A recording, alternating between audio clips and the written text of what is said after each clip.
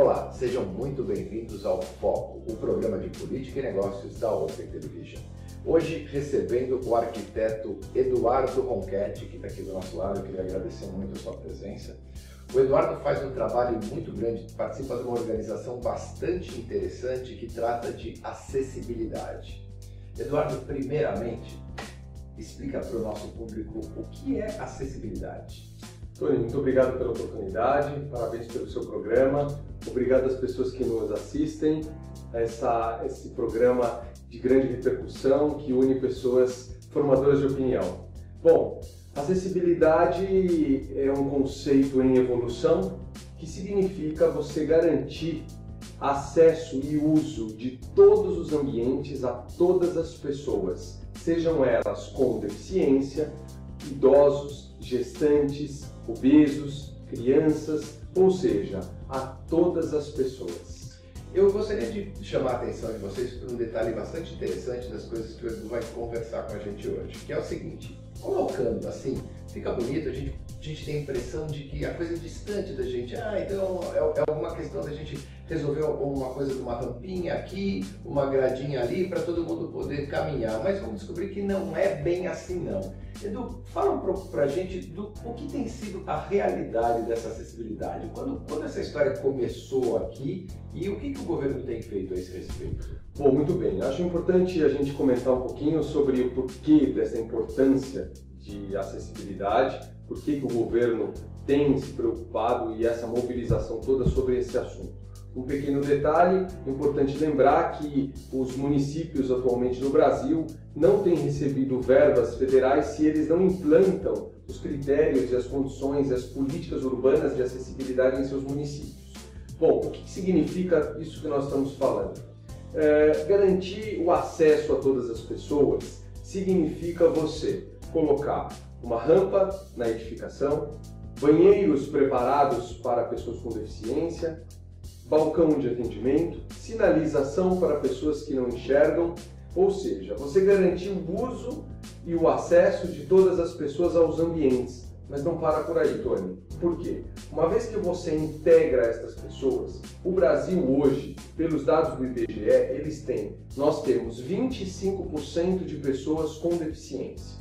Nós temos também mais de 20% de pessoas idosas, acima de 65 anos. Então, só esses dois números, nós estamos falando de quase 40 milhões de pessoas em nosso país. Mas não para por aí. Por quê? O idoso e a pessoa com deficiência, eles nunca estão sozinhos. Eles estão sempre acompanhados de alguém. Da sua mãe, de um parente, de um acompanhante, enfim.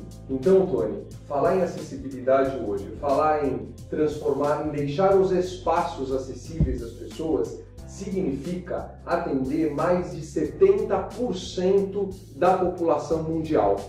O significa o quê? Que os arquitetos que não fazem os projetos, os engenheiros e os espaços que não estão preparados para receber essas pessoas, eles não estão preparados para atender mais de 70% da população, atendendo apenas 20%, 30% da população. Esse panorama, isso é incrível, né? E esse panorama que você apresenta, eu fico pensando aqui, assim, quando que as pessoas acordaram para isso aqui no Brasil? Bom, acessibilidade, como eu falo, é um conceito em evolução, né? O Brasil, estatisticamente, tem 45 milhões de pessoas com algum tipo de mobilidade reduzida, que é o termo técnico, né? E no Brasil, nós estamos aí falando de mais ou menos 30, 40 anos de inclusão e de tentativa política de implantação para resolver essa questão de inclusão. Eu queria pedir um parênteses, e por favor me corrija se eu estiver errado, mas aqui nós costumamos criticar fortemente algumas políticas públicas que são equivocadas. Mas nós temos que dar parabéns às pessoas que estão preocupadas com esse ponto. Como o Eduardo está colocando para a gente aqui, é muita gente, são pessoas que pagam impostos, que podem consumir. Então, para começar, a ignorância de quem está planejando o empreendimento não enxergar isso, porque ele está jogando contra o interesse dele mesmo. Essas pessoas pagam impostos e elas têm de ser respeitadas. Ninguém está fazendo um favorzinho não para fazer uma rampa. Se você não coloca isso no seu negócio, você está perdendo um cliente muito importante, muito grande. A nossa população está envelhecendo. Você tem que estar contando com essas pessoas no bojo desse seu trabalho. E parabéns ao governo federal por colocar leis que impeçam repasse de verba para esses municípios, porque só assim, mexendo no bolso dos prefeitos, eles vão ser obrigados a fazer esse trabalho. Isso é muito importante. É importante o seu comentário, Tony, porque a acessibilidade, falando de forma global, e o Brasil se encaixa no seguinte aspecto: pela ONU, a deficiência ela não está na pessoa. O conceito mais atual das Nações Unidas diz que deficiência não é a pessoa, mas a deficiência está no meio urbano que impede a interação dessa pessoa com a sociedade. Então, quando você fala desta forma, você não está trazendo a deficiência para a pessoa que está na cadeira de rodas, para a pessoa que usa uma bengala, para a pessoa que não ouve, não enxerga.